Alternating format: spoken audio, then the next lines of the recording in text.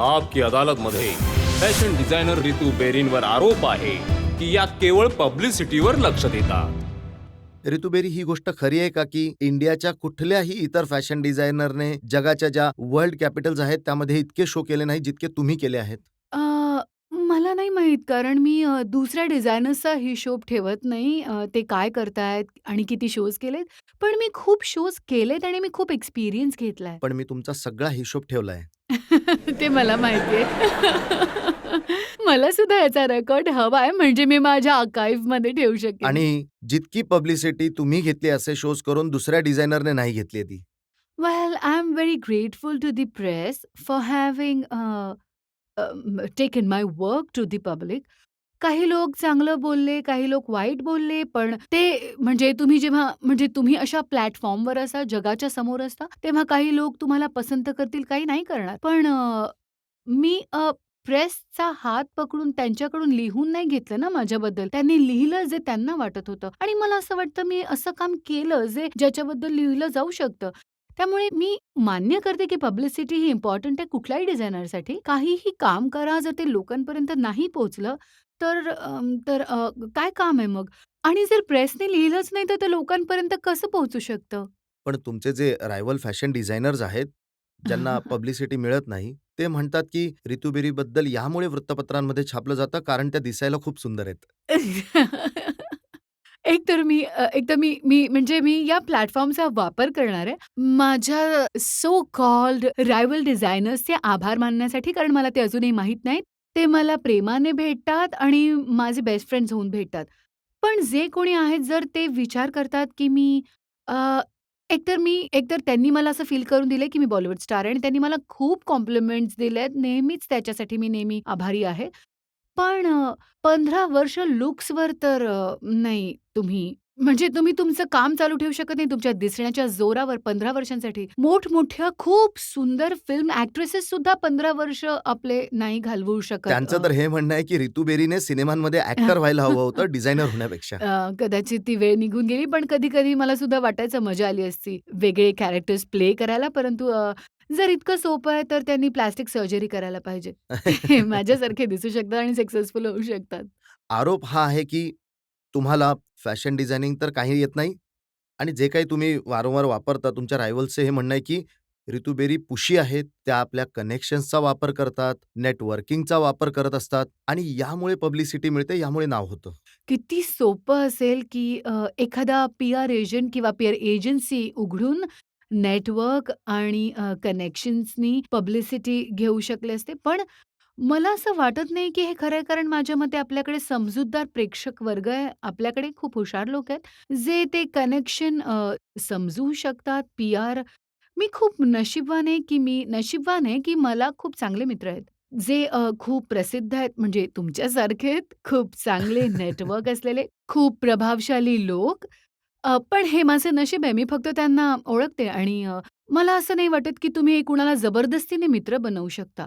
मला असं वाटत नाही, की मी कधीच माझ्या नातेसंबंधांचा व्यवसायासाठी वापर केला आणि व्यवसायाच्या नात्यांसाठी. हे खरं नाहीये का की तुम्ही अनेक प्रकारचे केटी होम्स, निकोल किडमन यांचे डिझायनर कपडे डिझाइन केलेत आणि केवळ यासाठी की पब्लिसिटी मिळावी यापासून वृत्तपत्रांमध्ये नाव छापावं?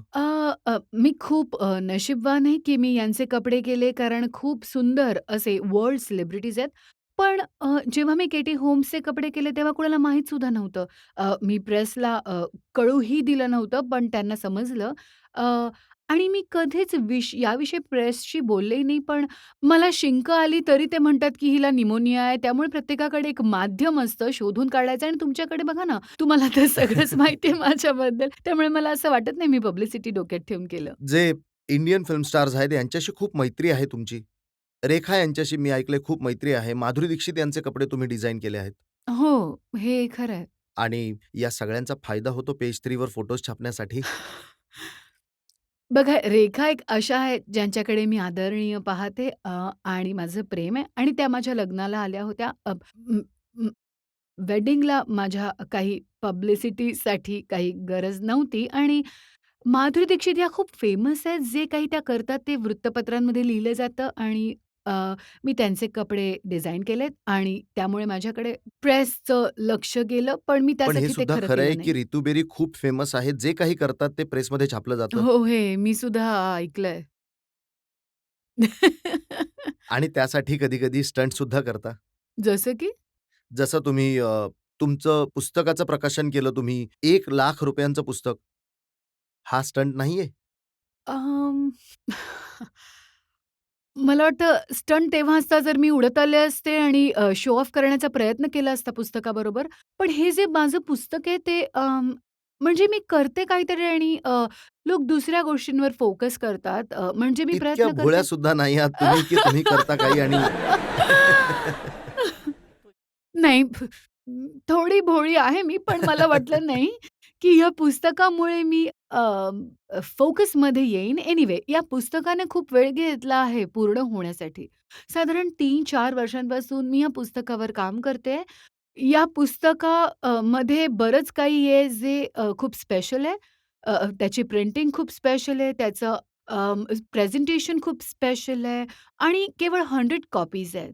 आणि माझी इच्छा आहे की या 100 कॉपीज तुमच्यासारखे माझे जे वेल विशर्स, फ्रेंड्स आणि तुम्ही विकत घेऊन then I want to have reprint of lot more copies which will be affordable and given away to the तुम्ही प्रेस. पहिली मैत्रीण असाल ज्यांना आपल्या मित्रांचा खिसा कापायचा असेल.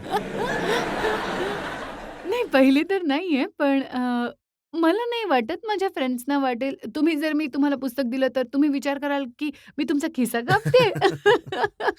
₹1,00,000 पुस्तक कोण काय वाचेल त्यात? म्हणजे प्रत्येक गोष्ट त्याची किंमत तुम्ही नाही म्हणू शकत, की 1,00,000 काय? मी तर विचार नाही केला आणि जेव्हा मी कॅल्क्युलेट केली पुस्तकाची किंमत आणि बाकी सगळं किती झालं, मग माझे अकाउंटंट म्हणाले, की "या पुस्तकाची किंमत 1,00,000 असली पाहिजे, तुला पुस्तकाचा खर्च कव्हर करण्यासाठी." पण त्याचबरोबर मी असं ठरवलं, की पुस्तकाचा जो काही प्रॉफिट होईल, तो चॅरिटीला द्यायचा, जे आहेत कलाकार ट्रस्ट आणि इतर चॅरिटी, जसे रेड क्रॉस. पण ही प्राइस चॅरिटीमुळे एक्सपेन्सिव्ह नाहीये. हे मी डिसाईड केलं, की I want this book to only be with people who really want it. ₹1,00,000 तर तुम्ही याची किंमत ठेवली आहे, पण जी पहिली कॉपी आहे, हं. त्याचं ऑक्शन केलं आहे तुम्ही. हो, we auction the first book. मग खूप पैसा कमवला असेल या पुस्तकाच्या माध्यमातून. I wish, I wish. तुम्ही हे सांगू शकता का, की काय आहे असं या पुस्तकामध्ये, ज्याची इतकी जास्त किंमत ठेवली जावी? जर मी तुम्हाला सगळं काही सांगून टाकलं, तर कोणी माझं पुस्तक विकतच घेणार नाही. सो तर आज या शोमध्ये माझी इच्छा आहे, की तुम्ही मला प्रॉमिस करा, की तुम्ही माझं एक पुस्तक विकत घ्याल आणि मग तुम्ही आणखी एका शोमध्ये सांगाल, की काय आहे या पुस्तकात. हे सांगा, की या पुस्तकाचं नाव तुम्ही फायरफ्लाय का ठेवलं आहे? अ, फायरफ्लाय ही खूप सुंदर संकल्पना आहे. ही त्या परवान्याबद्दल आहे, जो ज्योतीकडे आकर्षित होतो आणि ती ज्योतच त्याच्या मृत्यूचं कारण ठरते. त्यामुळे मी त्याच्याशी खूप जोडली गेले, कारण मला असं वाटतं, की मी नेहमीच आव्हानांकडे आकर्षित होते. जे काही अशक्य वाटतं, जे काही कठीण दिसतं, मला त्याच्याकडे जावंसं वाटतं. कोणत्याही किमतीवर मला फरक पडत नाही. त्या क्षणी माझा फोकस एकच असतो, म्हणजे मला त्या आव्हानाला सामोरं जायचंय. म्हणजे ही एक गोष्ट क्षमा आणि परवानाची आहे. थोडीफार. हो. चॅलेंजेस क्षमा आहे, तुम्ही परवाना आहात आणि जाऊन जळायचं आहे. बास आता ते तर जे लिहिलंय ते पूर्ण करतील. आपलं पुस्तक लॉन्च करण्यासाठी तुम्ही अक्षय कुमारला निवडलं. हो. एक अशी व्यक्ती ज्याने आयुष्यात कुठलंच पुस्तक वाचलं नाहीये.